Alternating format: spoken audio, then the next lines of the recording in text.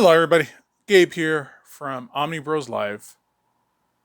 I recently posted a bunch of photos of this Jack Kirby's Fourth World Absolute on my Instagram. Gabe loves 90s comics.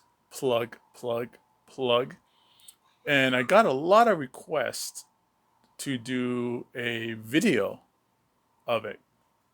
Now, I stopped doing videos for a while to focus on other parts of life.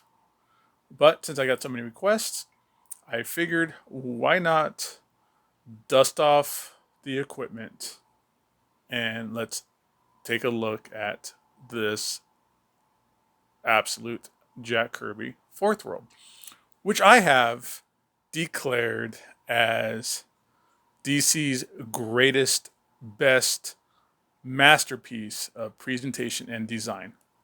And you'll be able to see why I mean that, and you'll totally have to agree with me or not and be wrong. Your choice. Either way. So let's take a look at, we'll do the old spin around. As you can see, the front here, the slipcase is beautifully designed to look like a mother box. You got this great image of Darkseid in the center, all the cool designs and schemes for mother box.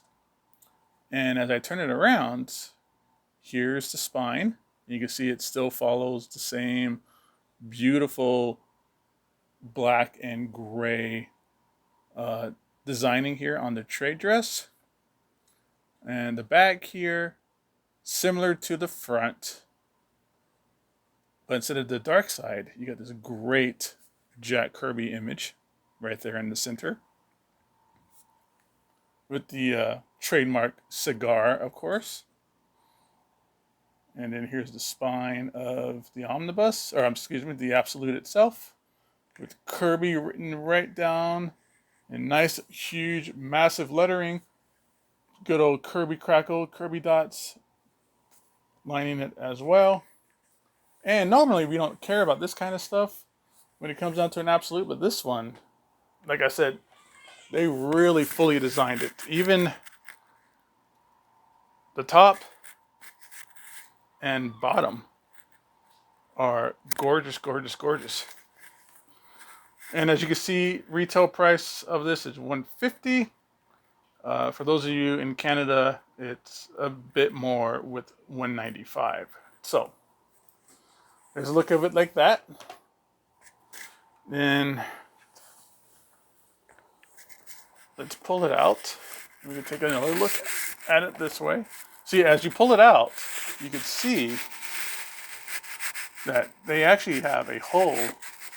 This hole is cut out.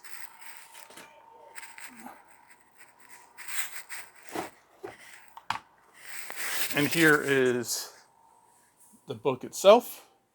You can see the Darkseid Center there.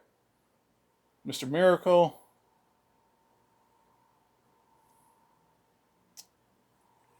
Do just another good spin around on this as well. Jack Kirby in the center.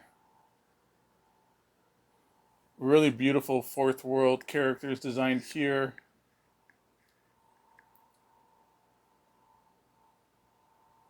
And this is a thick, thick, thick, thick book.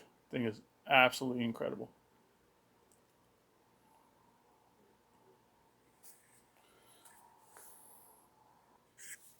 And here, everybody, check it out. Here's what it looks like next to the Jack Kirby Fourth World Omnibus. I mean, as you can see, it's an absolute. Absolute are taller.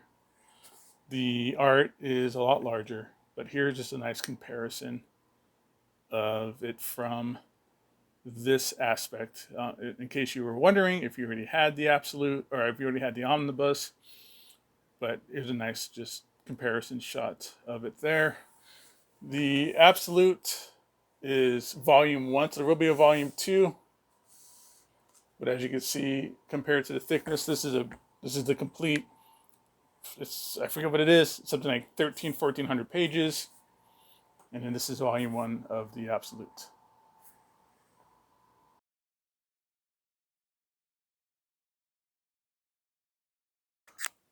All right, everybody, here's the moment of truth. Here is the big reveal. This is the part everybody's looking forward to, right? Right, of course you are. So let's go ahead. Let's take a look. Let's crack open this monumental tome of Jack Kirby's Fourth World Absolute Volume 1. And again, as you can see, this is an actual just a hole they cut out. So it would look even cooler with that dark side circular design logo going through. All right, let's take a second here to appreciate just how incredible this psychedelic 80s, psychedelic 70s blacklight poster that they did here. I don't know if it's a blacklight poster, but it sure does look like it could be a blacklight poster for these end papers. Absolutely incredibly gorgeous. We'll just start flipping through here a little bit. Stories and pencils. This is all 100% Jack Kirby. Inks by Vince Coletta. Mike Royer also as well throwing down some inks. John Castaneza for lettering. And again, this is the most incredible, beautifully designed presentation DC's ever done. Let's take a look at the table of contents here really quick. Forward starting off with Tom King that we'll take a look at in just a second.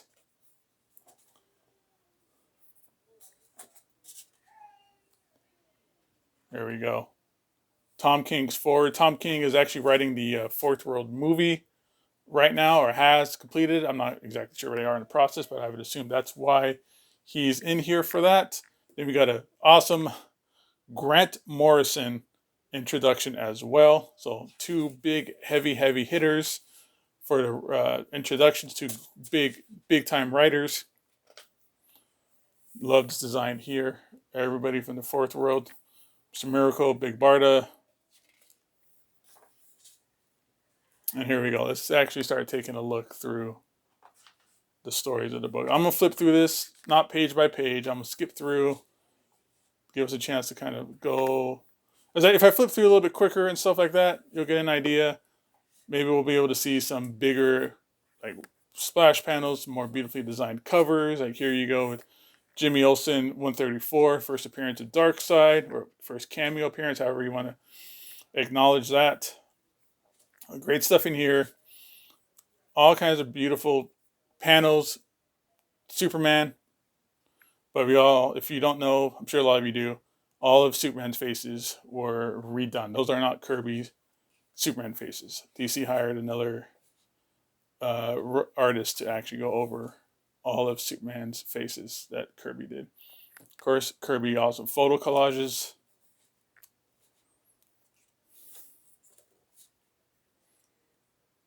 There's your first ever glimpse at Darkseid. Yep, just his face on a computer monitor. That's the big first appearance reveal there.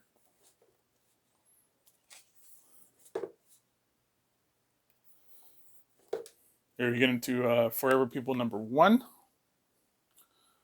Here's the big bang blowout for Kirby's master plan for his DC work. Starts here.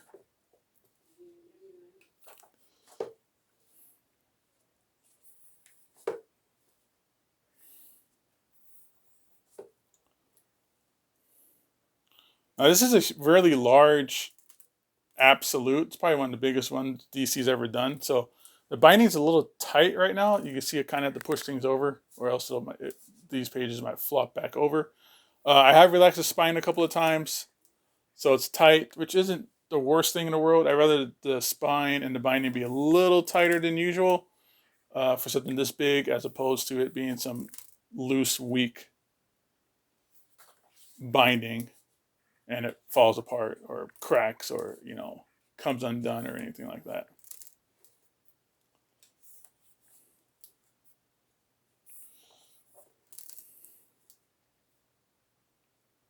This is a beautiful image here of the Forever People.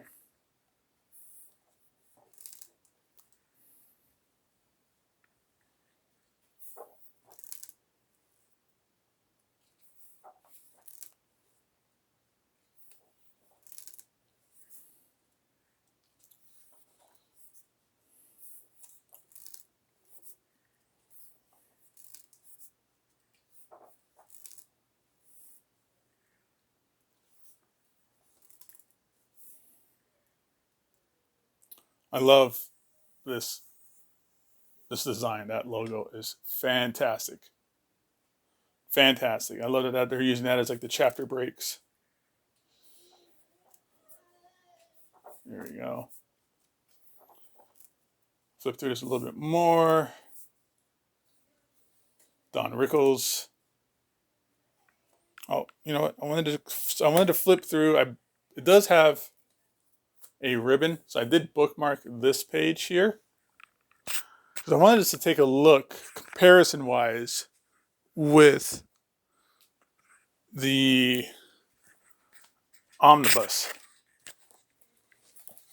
for coloring. So anybody has the omnibus already, or if you're looking about upgrading, you can kind of take a look at the coloring here. Not much of a difference. I see, it appears to me, I mean, the absolute is bigger. You get larger, you get Kirby's work in a little bit of a larger format compared to the omnibus. And I think the coloring here is just a shade maybe brighter than here. It's not egregious. It doesn't seem to really change or misrepresent anything or really confuse anybody that might have read this previously in the omnibus or anything like that. But I just wanted to make a comparison here for you guys. You can see that it's slightly darker on Darkseid's face, or here on the absolute. It just seems to be like a shade lighter. I don't see any kind of issue or complaints that we can really make with this. It's still absolutely gorgeous.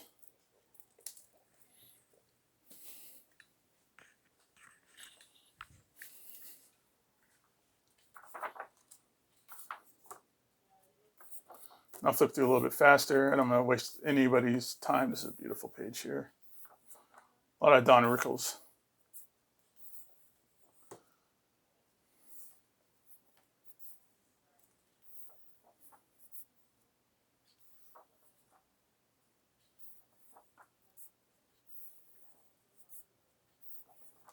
All right, see, beautiful, beautiful stuff here. Shows you why Kirby's the king and how this fourth world experiment he did was, this is a great Darkseid stuff here as well. Darkseid's got to be like the best creation that Kirby did in his DC era.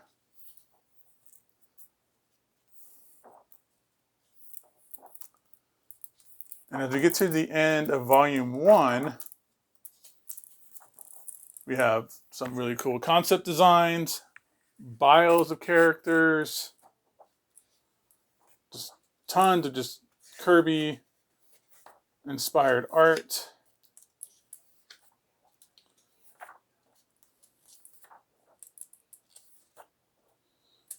I'm gonna turn back to here. Funky Flashman.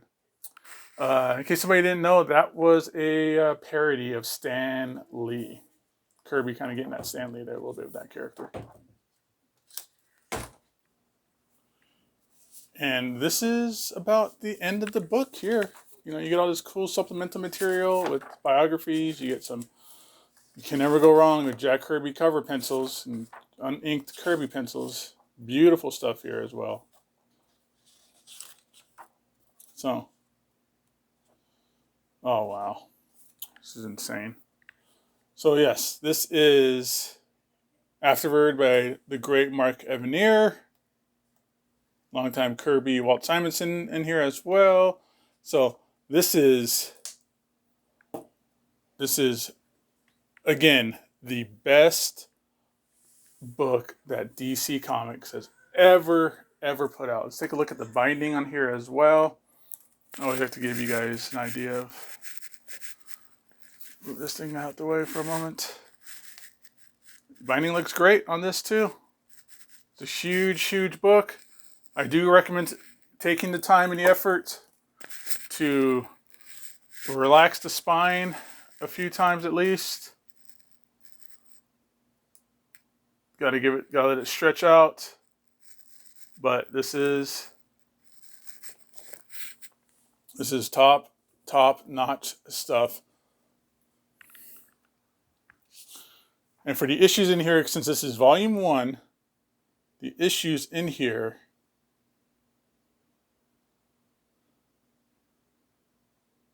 you have, again, the first of two, down here, the first of 2 absolute volumes collects Superman to Pal, Jimmy Olsen, 133 through 139, 141 through 145, Forever People 1 through 6, New Gods 1 through 6, Mr. Miracle 1 through 6, sorted pages from the Who's Who's, Definitive Directory of the DC Universe, essays by Mark Evanier, Walt Simonson, introduction by Tom King.